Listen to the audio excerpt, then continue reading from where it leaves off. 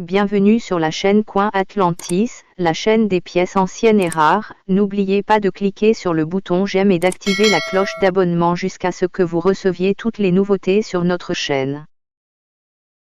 Bienvenue mes amis sur notre chaîne Atlantis, la chaîne des monnaies anciennes et rares. Profitez mes amis de la vidéo d'aujourd'hui, car elle est très importante. Valeur d'un penny de blé de 1945. Le penny de 1945 n'est peut-être pas la pièce la plus précieuse, mais la bonne pièce, ou une erreur, peut vous rapporter quelques centaines de dollars, ou voire plus. Il suffit d'être attentif à ces détails. La valeur d'un penny de 1945 dépend non seulement de son état et de sa marque d'atelier, mais aussi de sa superbe histoire et de sa riche histoire. De plus, vous pouvez trouver des pièces rares avec erreur, dont la valeur dépasse largement le dollar estimé pour une pièce moyenne. N'oubliez pas non plus que l'un de ces centimes a remporté une enchère record de 20 400 dollars. Commençons. Valeur d'un penny de blé sans marque d'atelier de 1945. Le tirage de 1,40 515 000 pennies sans marque d'atelier frappé à Philadelphie en 1945 était respectable. Comme ces pièces sont donc abondantes aujourd'hui, vous pouvez vous attendre à en acheter la plupart à bas prix.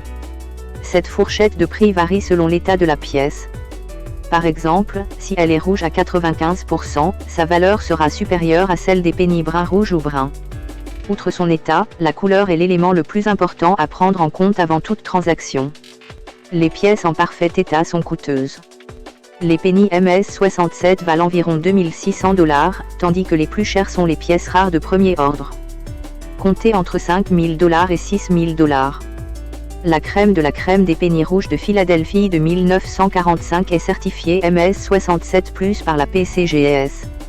Elles sont évaluées chacune à 20 400 dollars. Valeur du penny blé D de 1945. Le penny D de 1945 a été produit à 255 268 000 exemplaires. Comme son nom l'indique, ce 100 à tranches lisses a été frappé à Denver. Ces pièces sont reconnaissables à leurs trois couleurs, les rouges, les plus prisées, et les brunes, les moins appréciées. Seuls les 100 de qualité MS-68 sont rares, et leur prix est estimé entre 12 000 et 15 000 dollars. Les pièces non mises en circulation présentent également un éclat brillant, ce qui leur confère une valeur nettement supérieure. Un penny D de 1945, à l'état neuf, a d'ailleurs été vendu pour la somme astronomique de 14 400 dollars lors d'une vente aux enchères en 2019. Valeur du penny S de 1945. Le penny S de 1945 est frappé à un rythme inférieur à celui des pièces produites à Philadelphie et à Denver.